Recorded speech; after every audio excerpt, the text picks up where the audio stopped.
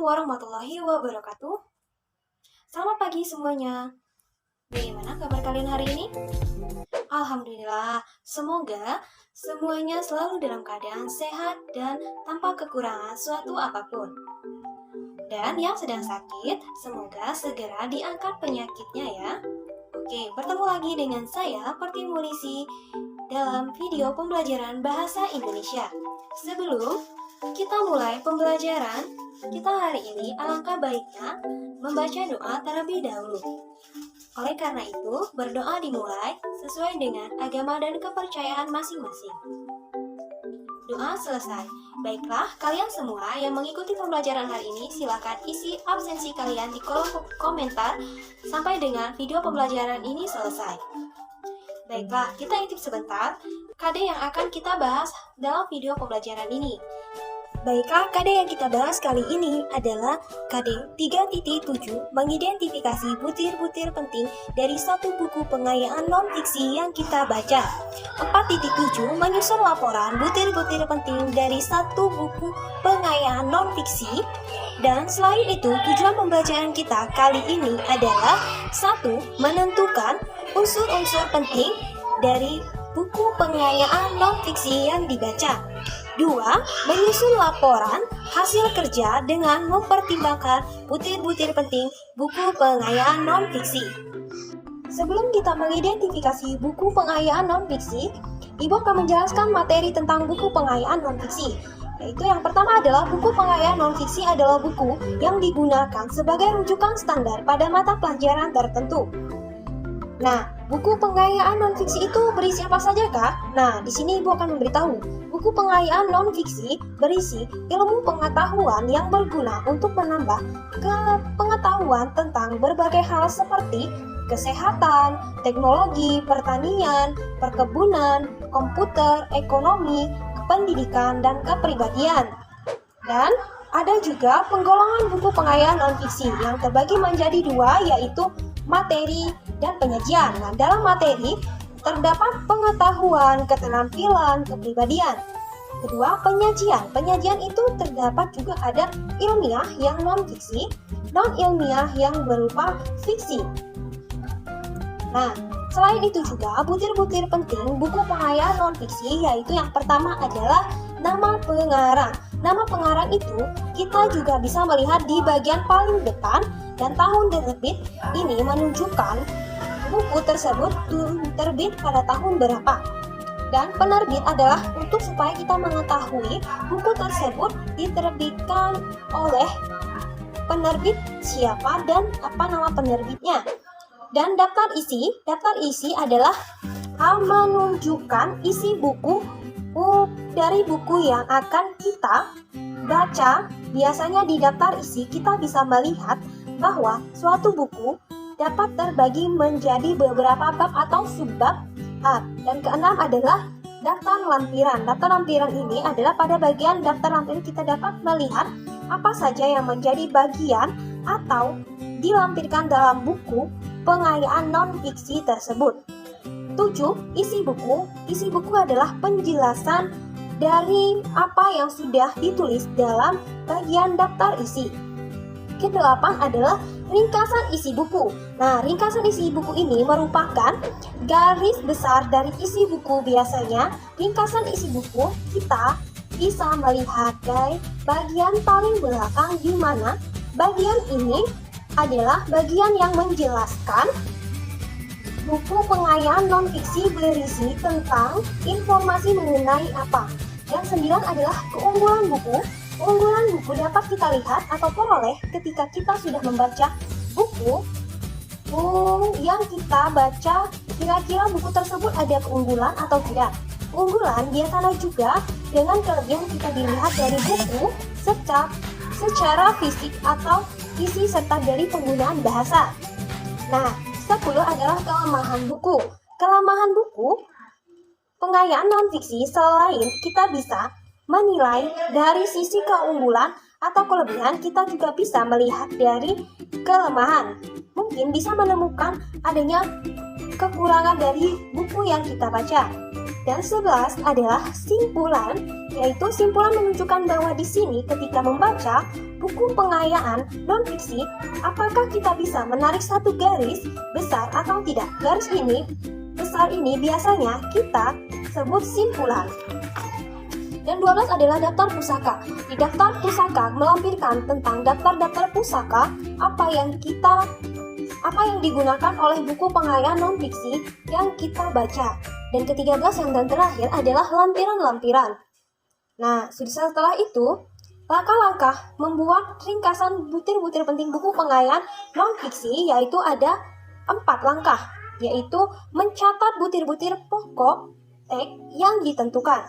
Kedua, mengurutkan butir-butir pokok agar padu. Ketiga, menulis butir-butir pokok menjadi kalimat-kalimat yang mudah dipahami. Keempat, menyatukan kalimat-kalimat agar menjadi kalimat utuh.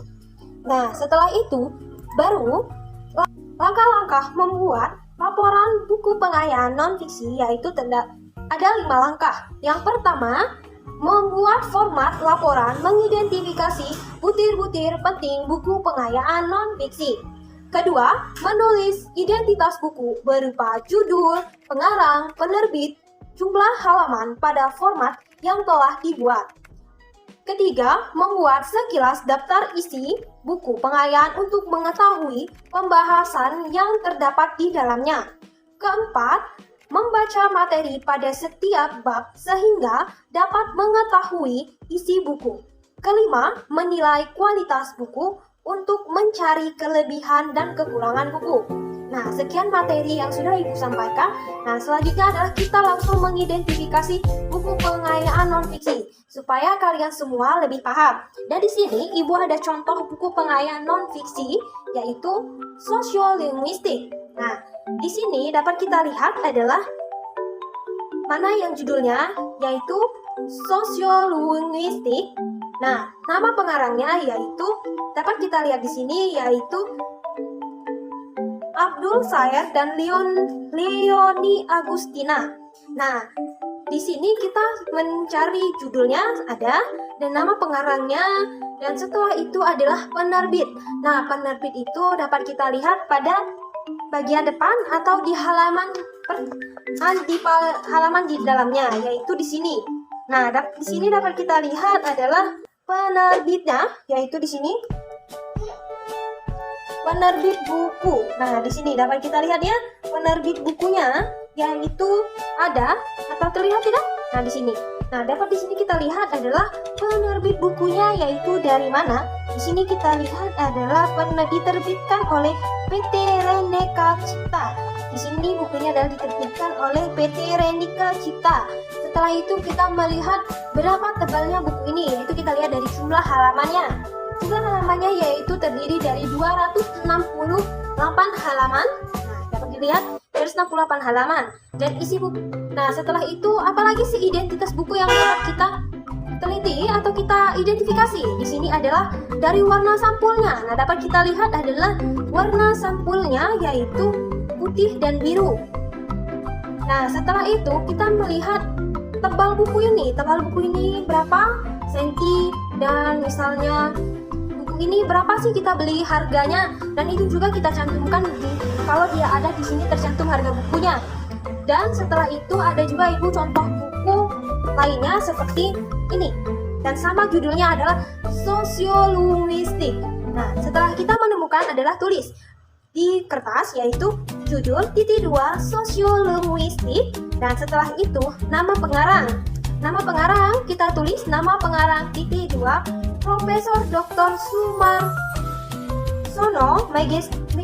Sumarsono, dan itu setelah itu penerbit. Buku ini diterbitkan oleh siapa, dan dapat kita lihat di sini ada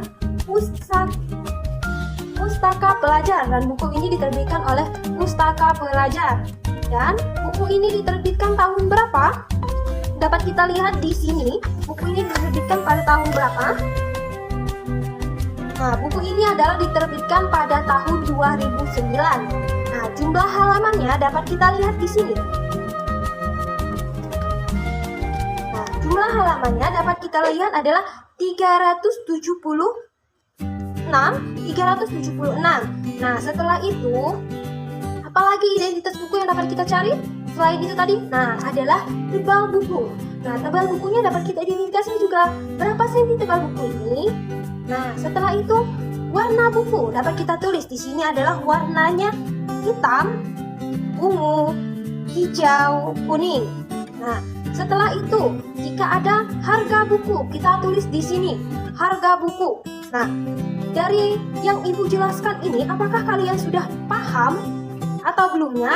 Yaitu dapat kalian lihatkan apakah ada persamaan dan perbedaan antara kedua buku ini. Nah, baiklah, Ibu akan beritahu kepada kalian. Dari kedua buku ini sama-sama sosiolinguistik, dan jika kalian pasti akan disuruh guru kalian yang lain mencari buku yang judulnya ini sosiolinguistik. Nah, sedangkan kalian akan bingung kan, buku sosiolinguistik ini ada 2 buku. Nah, untuk mengetahuinya, kalian pasti akan diberitahu oleh gurunya. Nah, silakan kalian untuk mencari buku sosiolinguistik. Nama pengarangnya adalah Leonie Agustina dan Abdul Said. Nah, disinilah kegunaannya nama pengarang. Dan selain itu juga, adakah ada yang tahu mengapa pentingnya ditulis tahun terbit tersebut? Baiklah, sudah ada yang tahu? Ibu akan beritahu. Gunanya ditulis tahun terbit itu adalah untuk kita mengetahui buku tersebut terbit tahun berapa, karena ada buku yang mengalami revisi, yaitu misalnya buku pada edisi yang pertama diterbitkan sampulnya berbeda, yang kedua pasti ada perbedaan, yaitu ada penambahan atau dia lebih rinci, yang direvisi lebih lanjutnya kan, seperti itu kegunaannya.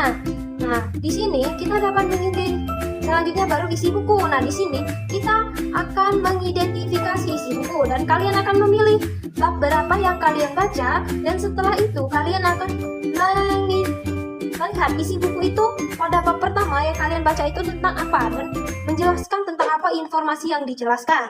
Nah, setelah itu baru kalian akan menilai kekurangan dan kelebihan buku ini jika ada, dan kalian akan tuliskan.